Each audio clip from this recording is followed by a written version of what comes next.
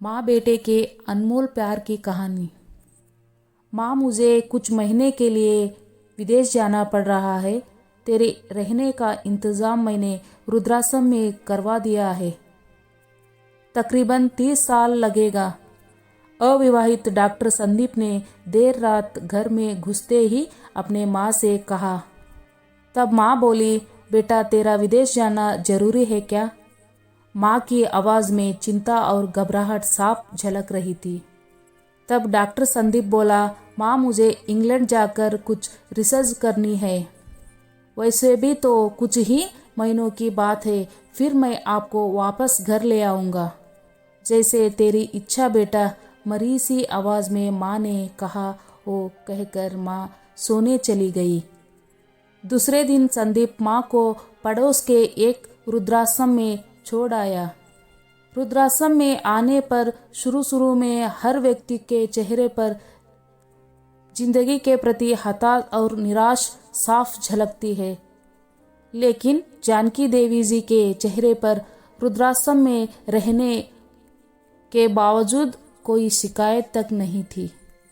एक दिन आश्रम में बैठे कुछ बुजुर्ग आपस में बातें कर रहे थे।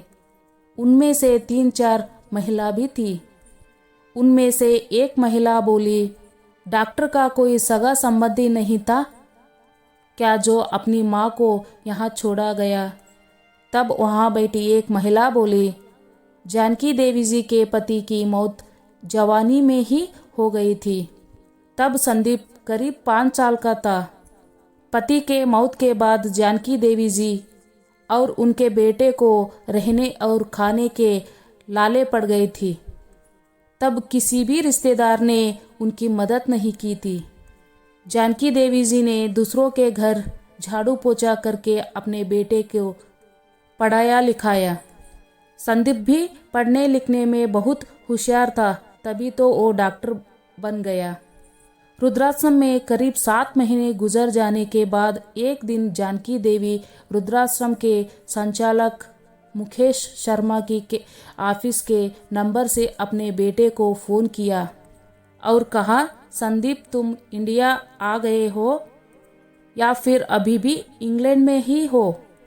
संदीप का जवाब था, माँ मैं अभी इंग्लैंड में ही हूँ। अब तो जानकी देवी जी जब भी 3-3, 4-4 महीने से फ़ोन करती तो संदीप का एक ही जवाब आता कि मैं अभी यहीं हूँ। जैसे ही मैं अपने देश आऊँगा तुम्हें बता दूँगा। इस तरह समय गुजरता गया और 2 साल गुजर गया। अब तो रुद्राश्रम के लोग भी कहने लगे कि धोखा देकर चालाक बेटा निकला। कितने धोखे से अपने माँ को यहाँ छोड़ गया। तभी आश्रम का एक अन्य बुजुर्ग बोला, मुझे तो नहीं लगता कि डॉक्टर कोई विदेश गया होगा या तो बुढ़िया से छुटकारा पाना चाहता था। तभी किसी और बुजुर्ग ने कहा, मगर वो तो शादीशुदा भी नहीं था, फिर होगी कोई गर्लफ्रेंड जिसने कहा होगा पहले माँ के रहने का अलग इंतज़ाम करो, तभी मैं तुमसे शादी करूँगी।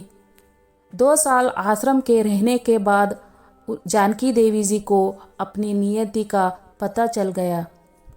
बेटे का गम उन्हें अंदर ही अंदर खाने लगा। वो पूरी तरह टूट गई। 2 साल आश्रम में और रहने के बाद एक दिन जानकी देवी जी की मौत हो गई। उनकी मौत पर आश्रम के लोग ने आश्रम के संचालक शर्मा जी से कहा, इसकी मौत की खबर इसके बेटे को तो दे दो। हमें तो नहीं लगता कि वो विदेश गया होगा। वो होगा यही कहीं अपने देश में।